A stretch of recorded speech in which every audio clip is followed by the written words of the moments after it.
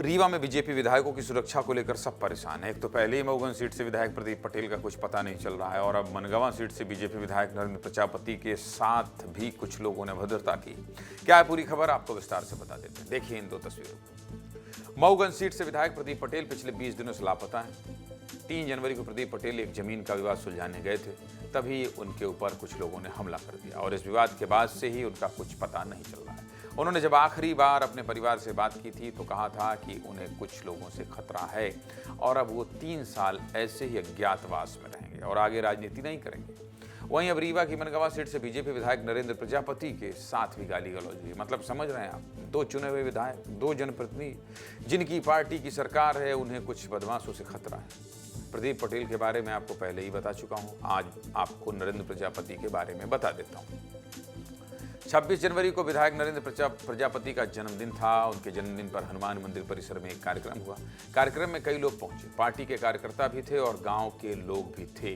लेकिन तभी इस कार्यक्रम में 2 युवक आकर विधायक को गालियां देने लगे। कहा यह भी जा रहा है कि इन दोनों बदमाशों ने विधायक के साथ मारपीट करने की कोशिश भी की, लेकिन नरेंद्र प्रजापति के सुरक्षाकर्मियों ने उन्हें रोक लिया। उसके बाद पुलिस आई और एक व्यक्ति को गिरफ्तार कर लिया। पहले आप ये वीडियो देखिए, फिर बात करेंगे आगे।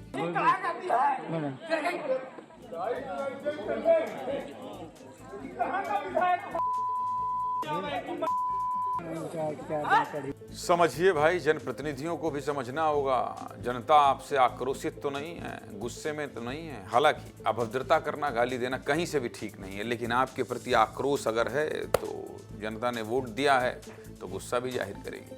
अब इस वीडियो के वायरल होने के बाद ये सवाल उठ रहा है कि क्या विंध्य के विधायक अब सुरक्षित नहीं है, क्योंकि 3 जनवरी को प्रदीप पटेल के साथ भी कुछ ऐसा ही हुआ था और अब नरेंद्र प्रजापति के साथ भी कुछ ऐसा ही हुआ। जैसे ही नरेंद्र प्रजापति के साथ अभद्रता का ये वीडियो वायरल हुआ तो हमारे सहयोगी नरेंद्र प्रजापति के पास पहुंच गए, उनसे पूछा कि आप ही की तो सरकार है, फिर ऐसा क्यों हो रहा है? कोई भी कार्यक्रम हो रहा है और कौन व्यक्ति कहाँ, किस समय, किस तरीके से आ जाएगा, तो वो थोड़ा सा अनकंट्रोल रहता है। अब वो इतना शराब के नशे में थे। मुझे बुरा तब लगा जब उन्होंने माताओं बहनों को भी गाली दी। मैं तो ठीक है, स्वाभाविक है, जनप्रतिनिधि के प्रति आक्रोश रहता है, वो भी मुझे स्वीकार है। जब इस तरह से 2 विधायकों पर हमले हुए तो बाकी के विधायक और पूर्व विधायक को भी चिंता होने लगी। पूर्व विधायक लक्ष्मण तिवारी ने कहा अगर विधायक ही सुरक्षित नहीं है तो आम लोगों को क्या होगा। लक्ष्मण तिवारी की बात तो बिल्कुल ठीक है, अगर विधायक ही सुरक्षित नहीं तो जनता कैसे सुरक्षित होगी। सीधे मुद्दे की बात यही है कि विधायक के साथ अगर इस तरह से गाली गलौज और मारपीट की नौबत आ रही है तो ये ठीक नहीं है। और हाँ, विधायक जी लोग भी सावधान रहिए। हो सकता है आप कुछ गलत कर रहे हो जिसकी वजह से जनता आक्रोशित है। फिर भी मैं कहूँगा, जनता आपको पीट नहीं सकती है,